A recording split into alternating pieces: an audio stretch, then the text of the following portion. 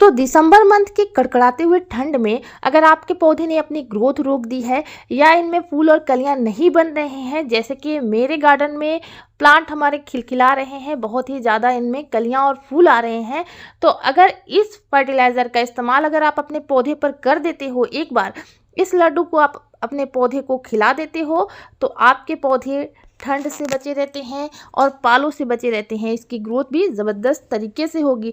तो ये किस तरह से आज बनाना है ऑर्गेनिक खाद, वो भी फ्री में, आप कैसे बना सकते हो, आज की वीडियो में शेयर करने वाली हूँ। तो वीडियो में अंत तक बने रहिए। मैं हूँ नाज़मा, आपकी गार्डनर दोस्त, और आप सभी का बहुत बहुत स्वागत है मेरे चैनल नाज़माज़ ऑर्गेनिक गार्डन में। तो मैं आप लोगों के साथ हमेशा शेयर करती रहती हूँ, मैं जो भी ऑर्गेनिक खाद बनाती हूँ घर पर एक्सपेरिमेंट में करती रहती हूँ। जो भी मेरे घर में किचन वेस्ट वगैरह होते हैं उनका अलग अलग तरीके से इस्तेमाल मैं करती हूँ और बहुत ही अच्छा रिजल्ट मुझे मिलता है। जब मुझे रिजल्ट मिल जाता है तभी मैं आप लोगों के साथ शेयर करती हूँ। तो इसके लिए मैंने 4 से 5 उपलों को लिया हुआ है। आप उपलों को ऑनलाइन भी ऑर्डर कर सकते हो। आजकल तो ऑनलाइन भी जो शहरों में नहीं मिलते हैं उपले, तो वहाँ ऑनलाइन भी ऑर्डर कर कर मंगवा रहे हैं। तो हमारे घर पर तो गांव में बहुत ही आसानी से ये सब चीज़ें अवेलेबल हो जाते हैं। लकड़ी के राख है, लकड़ी के कोयले हैं, प्याज के छिलके हैं, धान की भूसी है, ये सब हमने ऑर्गेनिक खाद बनाने के लिए रखा हुआ है। ये देखिए बटर मिल्क हमने तांबे के बर्तन में रखा हुआ है।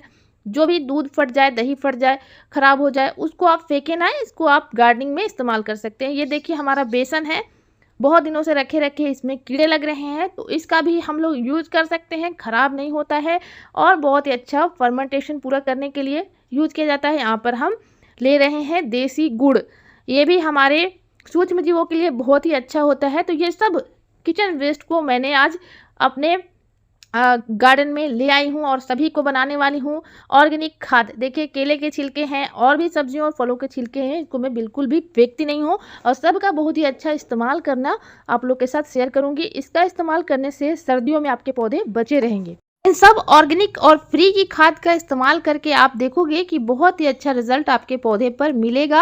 आपके पौधे फूलों और कलियों से भर जाएंगे और आपके पौधे में जो ग्रोथ रुक गई है सर्दियों में, उसकी ग्रोथ भी डबल हो जाएगी। तो सभी तरह के सब्जियों और फलों के छिलके को फेंकना नहीं है, आपको ऑर्गेनिक गार्डनिंग में इस्तेमाल करना है। लेकिन इसको इस्तेमाल करने में कुछ बातों का ध्यान रखना पड़ता है, नहीं तो आपके प्लांट में कीड़े लग जाएंगे और फ़ायदा करने के बजाय नुकसान भी कर सकते हैं। तो आपको सीमित मात्रा में ही सभी चीज़ों को लेना है। और मैं आज बनाने वाली हूँ लिक्विड फर्टिलाइज़र भी, साथ ही मैं इसमें लड्डू भी बनाने वाली हूँ। तो जो भी सब्जी और फलों के छिलके हैं उसको मैं इस तरह से इस ड्रम में डाल देती हूँ। आप एक बकेट रखें और उसमें लिक्विड फर्टिलाइज़र बनाने के लिए जितने भी सब्जियों और फलों के छिलके हैं उनको डाल दीजिए। तो पपीते के छिलके हैं, यहाँ पर 2 से 3 कंडों को भी मैं ले रही हूँ। कंडों को भी भीगने के लिए छोड़ दूँगी 24 से 48 घंटों के लिए। सर्दियों में थोड़ा सा फर्मेंटेशन लेट से होता है, तो हम इसको थोड़ा सा टाइम देंगे ताकि इसमें अच्छे से फर्मेंटेशन हो। जब फर्मेंटेशन अच्छे से होता है तभी ये हमारे पौधे पर अच्छे से काम करते हैं। तो कुछ कंडों को मैं रख रही हूँ, सूखा हुआ ही यूज़ करने वाली हूँ वर्मी कंपोस्ट की तरह से। और यहाँ पे मैं 1 से 2 मुट्ठी लकड़ी की राख और चारकोल भी डाल रही हूँ, जिससे हमारे पौधे कीड़ों से भी सुरक्षित रहेंगे। पोटेशियम की भी ज़रूरत पूरी हो जाती है। लकड़ी की राख एक बहुत ही अच्छा लिक्विड फर्टिलाइज़र बनाता है। तो सभी को मिलाकर ही आज मैं लिक्विड फर्टिलाइज़र बना रही हूँ। बहुत ज़्यादा इस्तेमाल नहीं करना है हमें राख का भी। तो यहाँ पर 2 केले के छिलके भी हमने डाल दिए हैं और 1 से 2 मुट्ठी प्याज के छिलके को भी डाल रही हैं।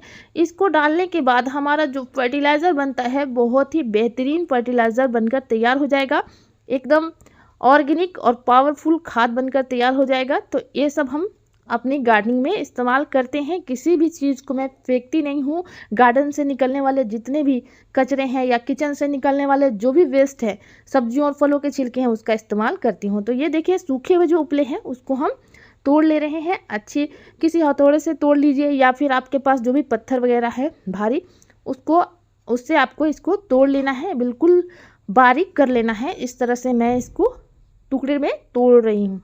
उपलों को आप भिगोकर भी तोड़ सकते हैं, लेकिन मैं इसको सूखा ही बनाने वाली हूँ।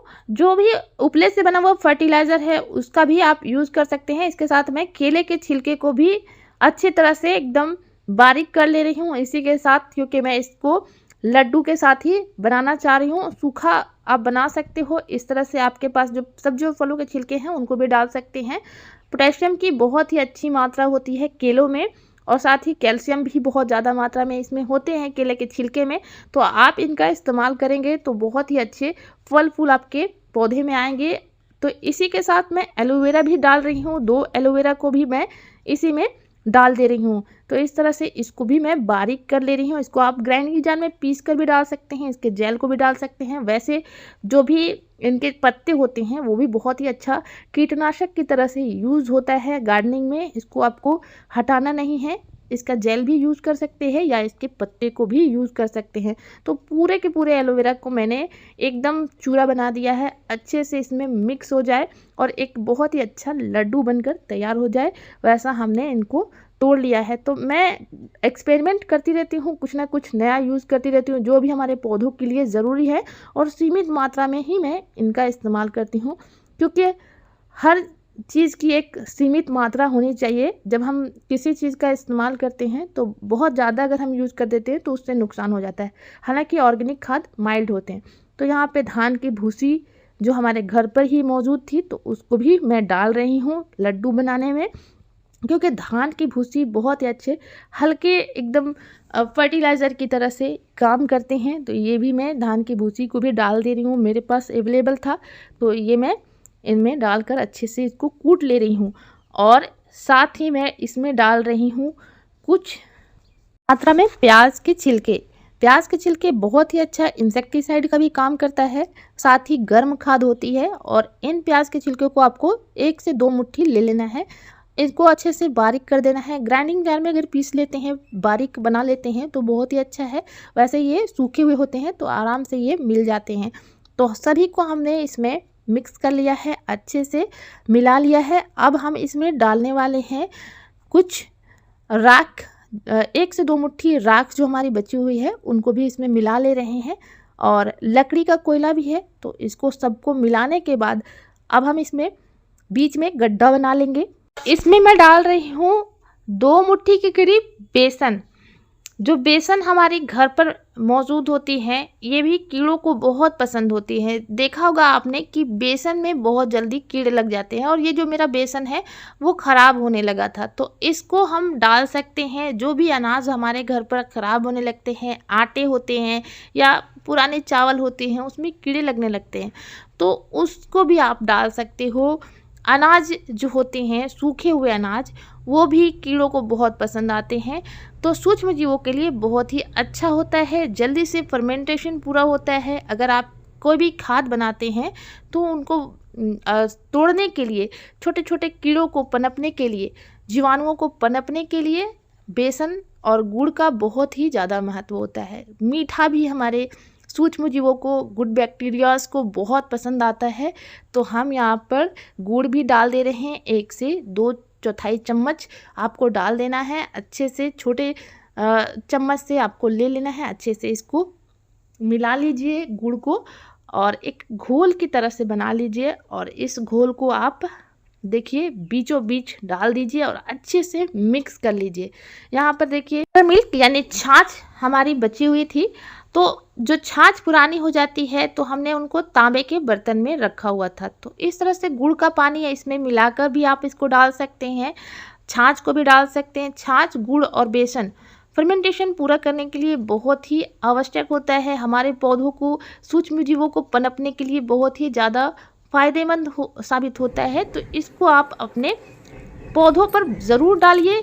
तो ये हमने सभी लिक्विड को भी इसमें मिला लिया है, और अच्छे से इसको मिक्स करने के बाद अब इसको गोल गोल लोइयों में बनाने वाले हैं, लड्डू के आकार में, ताकि हम इसका कभी भी अपने गार्डनिंग में इस्तेमाल कर सकते हैं। ऐसे भी आप पौधों पर डाल सकते हैं, लेकिन हम इनको सुखाकर डालने वाले हैं। तो यहाँ पर देखिए दोस्तों, हम लड्डू की तरह से बनाकर ढेर सारे इनके तैयार कर ले रहे हैं। एक तरह का ड्राई खाद बन जाएगा। जब ये सूख जाएगा इसको कभी भी आप इस्तेमाल कर सकते हो। एक तरह से रेडी टू यूज़ खाद हमारा हो जाता है, घरेलू खाद, फ्री की खाद। और इसके डालने से आपके पौधे सर्दियों में ठंडक से बचे रहते हैं। सर्दियों में बहुत ज़्यादा जब पालों का असर होता है तो हमारे प्लांट की ग्रोथ रुक जाती है, तो इस खाद के डालने से आपके प्लांट में ग्रोथ बनी रहेगी। आप सभी तरह के सब्जियों और फलों के पौधे में डाल सकते हो। टमाटर, मिर्च, बैंगन जो भी सब्जियों वाले पौधे हैं उन पर अगर इसका इस्तेमाल करेंगे तो बहुत ही ज़्यादा फल आएंगे। और साथ ही फूलों वाले पौधे पर भी इसका इस्तेमाल कर सकते हैं। और जो भी पौधे डोरमेंसी पे जा रहे हैं उसको अभी ज़्यादा खाद वगैरह देने की ज़रूरत नहीं है, पानी भी सीमित मात्रा में ही दें। तो दोस्तों इसी तरह से हमने ढेर सारे लड्डू बनाकर तैयार कर लिए हैं और 2 से 3 दिन बाद ये अच्छे से सूख जाएंगे। इसको आप छाया में सुखा लें या धूप में भी सुखा सकते हैं। इसको सुखाने के बाद एक लड्डू एक पौधे पर डाल दीजिए, मिट्टी से कवर कर दीजिए और ये हमारा बहुत ही अच्छा ड्राई खाद बनकर रेडी हो जाता है। हमारे पौधों के लिए बहुत ही अच्छा है। तो कैसी लगी ये जानकारी कमेंट में ज़रूर बताइएगा। अगर वीडियो पसंद आए तो वीडियो को लाइक और हाइप ज़रूर कीजिएगा। Thank you so much video में हमारे साथ अंत तक बने रहने के लिए। Keep gardening and happy gardening.